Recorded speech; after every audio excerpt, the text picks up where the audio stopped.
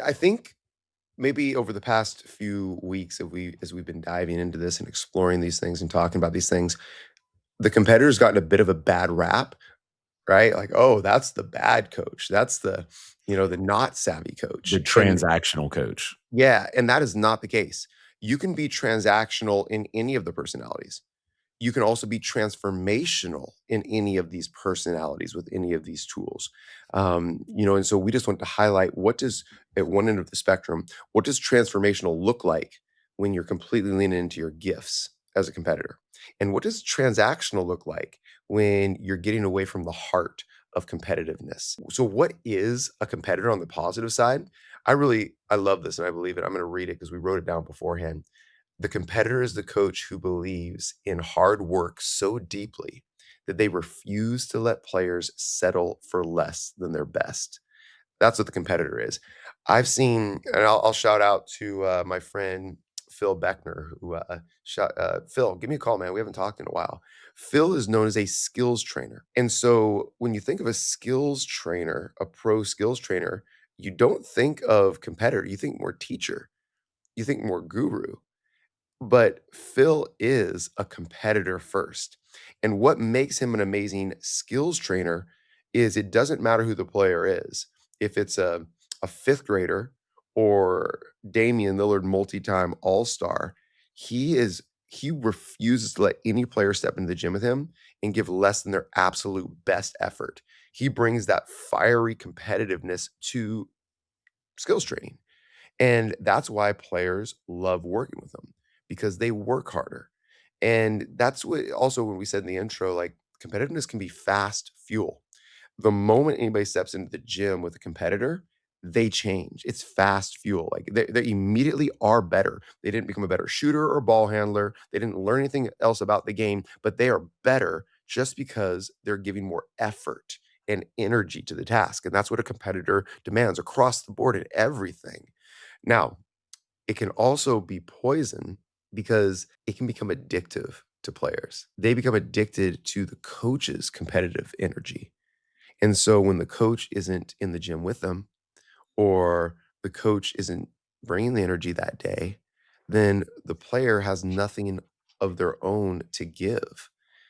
I remember a number of players, really, really good players, the first time they trained with me, they said, "Hey, could you like yell at me and swear at me more?"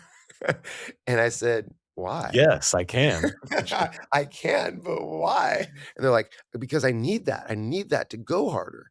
And that was sad to me because that's the poison side of competitiveness. Like you can poison people so that you kill their own competitiveness and they become addicted to yours. It's kind of like alcohol in that way a little bit, right? Like it can be poison over a long period of time where you become addicted to someone else's competitiveness. That's like the alcoholism aspect of it. So that's what I think we have to be aware of. Yeah, I think, the 2 things that you just talked about are really, really good.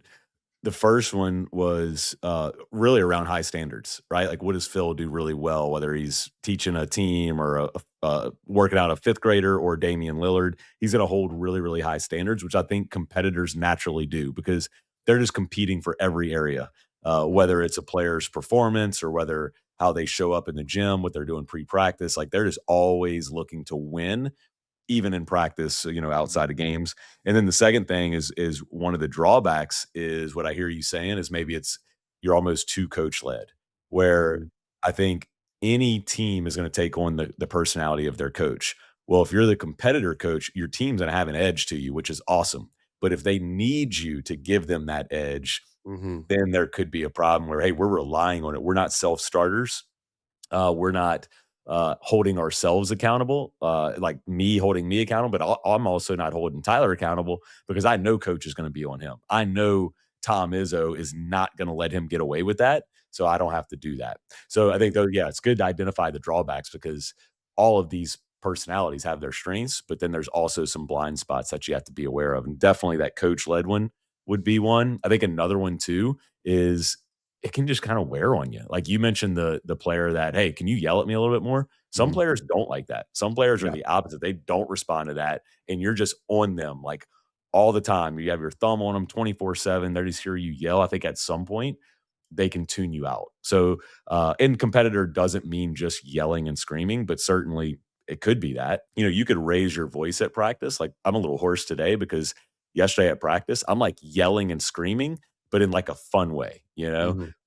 like when we make the ball go and somebody skips it, what are we supposed to say? It's like, I got ball, we're screaming or I need help or peel switch, whatever it is. Like, let's just be really assertive in our communication. Well, you could Mhm. be raising your voice in a teaching way or a competitive way where it's not negative. But if you're always that negative coach, I think it's going to fall on deaf ears.